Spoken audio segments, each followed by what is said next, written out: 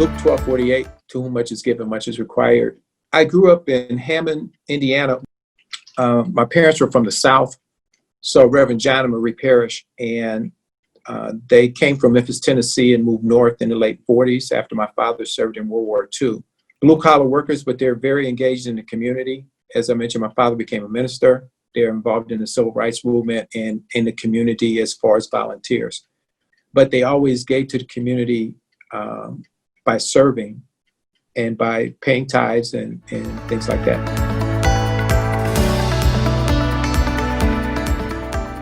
But June 19th, 1989, I opened my first restaurant in Pleasant Grove.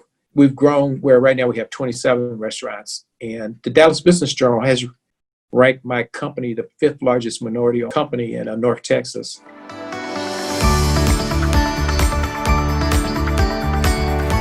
Part of the opening package, you have to give $500 to a local charity. I did cut a check for $500 to the local YMCA in the Pleasant Grove community.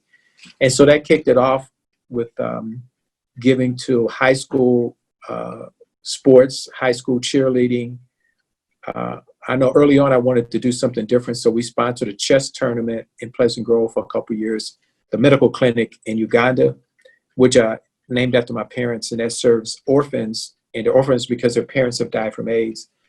And so that's very fulfilling. I do an annual event with the African American Museum, and that was really one of the first citywide things that I've done. We've given several thousand bikes. We give 350 bikes a year to 5th graders across the Metroplex. We've done that now. Wow, we're approaching about 18 years.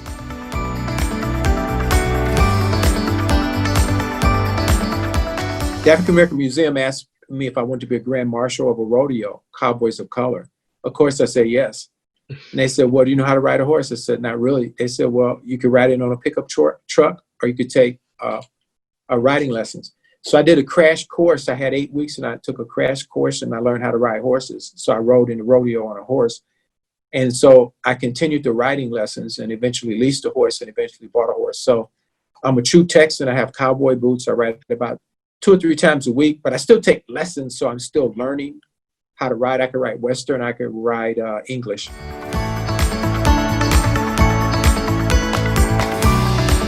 know, I'm a child of the 60s.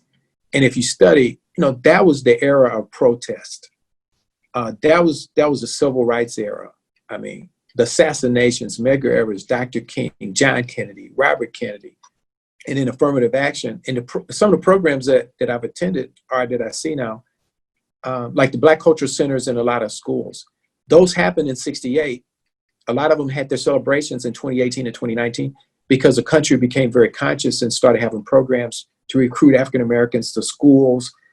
Purdue always had teachers and athletes, but then they set up a program to recruit African Americans for the business school, recruit them for pharmacy, recruit them for engineering. And so a lot of these programs were a result of the Dr. King killing and things that happened in 68. I see that. I always say, okay, I'm a child of the 60s, that protest generation. How can I make a difference?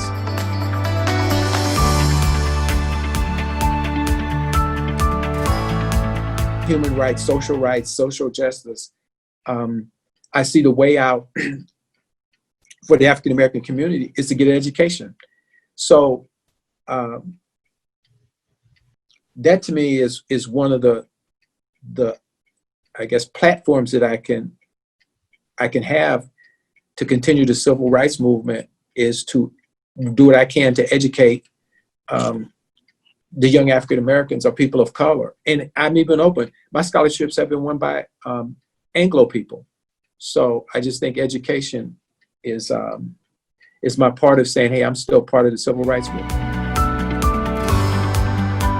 So I'm not a trust baby. I'm like Donna Summer. I work hard for my money.